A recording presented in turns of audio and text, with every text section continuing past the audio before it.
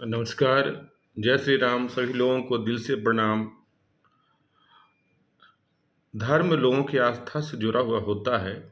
स्वतंत्र भारत में आपकी यह मौलिक स्वतंत्रता है कि आप चाहें जिस धर्म को माने, जिस पंथ को माने, किसी पर किसी तरह का कोई जोर जबरदस्ती नहीं है। लेकिन किसी को भी किसी धर्म पर कोई भी उल-जलूल बातें बोलने का कोई हक नहीं है। विश्व में कई तरह के धर्मावलंबी लोग हैं। भारत में भी कई धर्मों को लोग मानते हैं। कालखंड के हिसाब से अगर देखा जाए तो हिंदू धर्म यानी कि सनातन धर्म सबसे पुराना धर्म है। लेकिन आजकल एक फैशन चल पड़ा है कि कोई भी तथाकथित स्वयंभू विद्वान एवं कुछ गरिमामयी पदों पर बैठे लोग भी बिना कुछ जानकारी के हिंदू धर्म के ऊपर अनर्गल बयान दे देते हैं। शायद उन्हें जानकारी नहीं होती है, बाकी धर्मों के ऊपर उन्हें कुछ बोलने की हिम्मत नहीं होती है, लेकिन वो जानते हैं कि हिंदू सबसे अधिक सहिष्णु होते हैं, इसलिए कुछ भी बोल देते हैं। क्योंकि वो जानते हैं कि हिंदू सोया हुआ है, आपसी एकता का भाव है, हम जाति एवं उपजाति में बटे हुए हैं, उनका प्रतिकार नहीं कर सकते। लेकिन ज़रूरत है कोई अगर बिना कोई जानकारी मीडिया में बने रहने के कारण मात्र से उल-जलूल बयानबाजी करता है, तो उसका सामूहिक प्रतिकार किया जाए।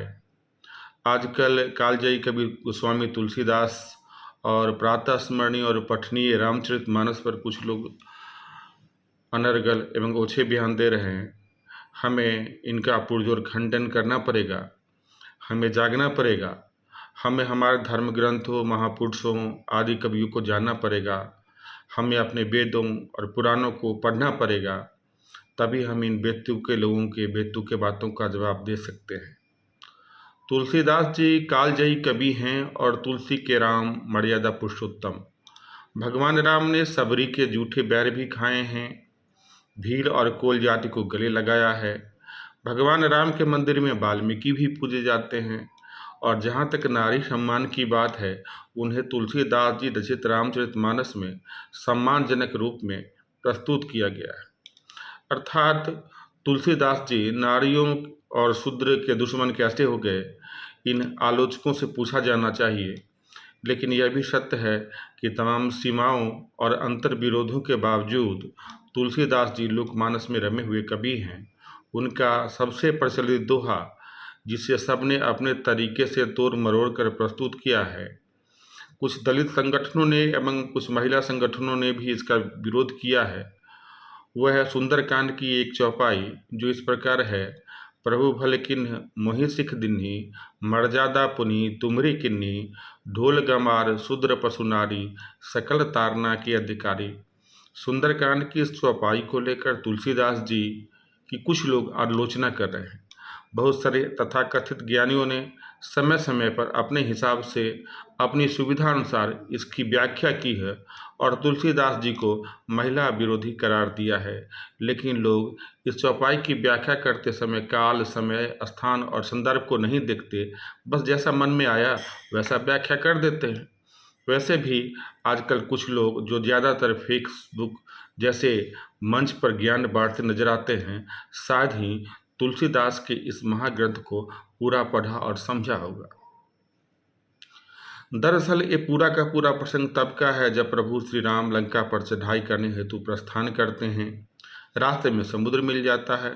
उस पार जाने के लिए रास्ता चाहिए था, सो भगवान राम समुद्र से 3 दिन तक प्रार्थना करते रहे, मगर समुद्र नहीं सुना।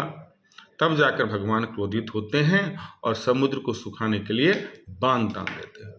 भयभीत होकर समुद्र उपस्थित होता है और ये चौपाई कहता है कि प्रभु भल किन्ही मोहि सिख दिन्ही, मर्यादा पुनि तुमरी किन्ही, ढोल गंबार शूद्र पशु नारी, सकल तारना के अधिकारी। अर्थात प्रभु जी आपने अच्छा किया कि मुझे शिक्षा दी और सही रास्ता दिखलाया, किंतु जीवों का स्वभाव भी आपकी ही बनाई हुई है, क्योंकि ढोल गंवार शूद्र पशु नारी ये सब शिक्षा तथा सही ज्ञान के अधिकारी हैं।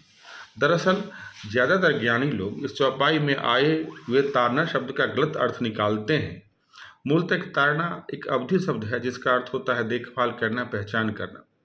अर्थ का अनर्थ निकालने वाले लोगों को ध्यान रखना चाहिए कि रामचरितमानस की रचना तुलसीदास ने अवधी भाषा में की है, न कि संस्कृत या किसी अन्य भाषा में। कुछ लोग इस चौपाई का अपनी बुद्धि और अतिज्ञान के कारण विपरीत अर्थ निकाल लेते हैं। तुलसीदास जी रचित रामचरितमानस पर आक्षेप लगाते हैं। सामान्य समझ की बात है कि अगर तुलसीदास जी स्त्रियों से द्वेष या घृणा करते तो रामचरितमानस में उन्होंने स्त्री को देवी समान क्यों बताया। और तो और तुलसीदास जी ने तो एक नारी व्रतरत सब झारी, तेमन बचक्रम पति हितकारी, अर्थात पुरुष के विशेषाधिकारों को न मानकर दोनों को समान रूप से एक ही व्रत पालने का आदेश दिया है। साथ ही सीता जी को परम आदर्शवादी महिला एवं उनकी नैतिकता का चित्रण किया है। उर्मिला के विरह और त्याग का चित्रण किया है। यहाँ तक कि लंका से मंदोदरी और त्रिजटा का चित्रण भी सकारात्मक ही।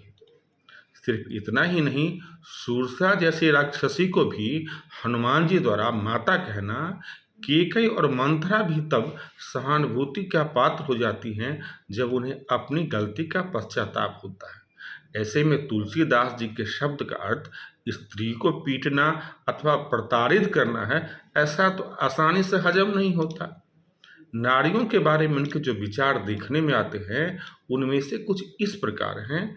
जननी सम जानहि पर नारी, तिनके मन शुभ सदन तुम्हारे।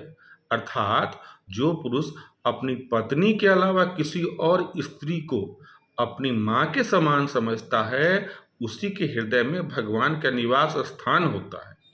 जो पुरुष दूसरी नारियों के साथ संबंध बनाते हैं वह पाप के भागी होते हैं, उनसे ईश्वर हमेशा दूर रहता है। एक और चौपाई है, मूढ़ तो ही अतिशय अभिमाना, नारी सिखावन करसी काना। अर्थात भगवान राम सुग्रीव के भरे भाई बाली के सामने स्त्री के सम्मान का आदर करते हुए कहते हैं, दुष्ट बाली, तुम अज्ञानी पुरुष तो हो ही, लेकिन तुमने अपने घमंड में आकर अपनी विद्वान की पत्नी की बात भी नहीं मानी और तुम हार गए। मतलब अगर कोई आपको अच्छी बात कह रहा है तो अपने अभिमान को त्याग कर उसे सुनना चाहिए, क्या पता उससे आपका फायदा ही हो जाए। ढोल कमार शूद्र पशु नारी, सकल ताड़ना के अधिकारी। चौपाई में दिए गए ताड़ना शब्द वास्तव में तुलसीदास जी द्वारा बुंदेली भाषा से लिया गया है, जो आज भी बांदा जिले में बोली जाती है, जहां तुलसीदास जी का जन्म हुआ था। इस चौपाई में ताड़ना का अर्थ कुछ लोगों ने मारना, पीटना या प्रताड़ित करना ही लगाया है और अज्ञानवश ऐसा भावार्थ किया है कि ढोल गमार शूद्र और स्त्रियां निर्दोष होने पर भी दंडित होने के लायक हैं। लेकिन ऐसा मानने वालों को पता होना चाहिए कि तुलसीदास जी का जन्म उत्तर प्रदेश के बांदा जिले में हुआ था, जो बुंदेलखंड में आता है। तुलसीदास जी वहीं बड़े हुए थे।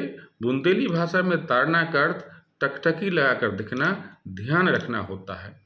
इस तरह से चौपाई का सही अर्थ है कि ढोल, अशिक्षित, पिछड़े लोग और स्त्रियों का भली भांति से ध्यान रखने की जरूरत है। अर्थात जैसे ढोल जरा सी गलती से फूट जाता है और उसे ध्यान से बजाने की जरूरत होती है, वैसे ही अशिक्षित लोगों और महिलाओं पर खास ध्यान रखना चाहिए। इसी तरह गंवार का अर्थ किसी का मजाक उड़ाना नहीं, बल्कि उनसे है जो अज्ञानी हैं और उनकी प्रकृति या व्यवहार को जाने बिना उनके साथ जीवन सही से नहीं बिताया जा सकता। इस बात का भी ध्यान रखना आवश्यक है कि तुलसीदास जी शूद्रों के विषय में तो कदापि ऐसा लिख ही नहीं सकते, क्योंकि उनके प्रिय राम द्वारा सबरी, निषाद, केवट आदि से मिलन के जो उदाहरण हैं वो तो कुछ और ही दर्शाते हैं। परंतु दुर्भाग्यवश तुलसीदास जी रचित इस चौपाई को लोग अपने जीवन में भी सही ढंग से उतारते नहीं हैं और रामचरितमानस को नहीं समझ पाते हैं, कुछ भी बोल देते हैं। उन्हें पढ़कर ही बोलना चाहिए। जरूरत है गोस्वामी तुलसीदास जी रचित श्री रामचरितमानस को जाने और श्री राम को बोले ही नहीं। राम जन जन के अंतःकरण में समाये हुए हैं, इसलिए उनके आदर्शों का अपने जीवन में भी अनुकरण किया जाए। जय श्री राम। नमस्कार, प्रणाम।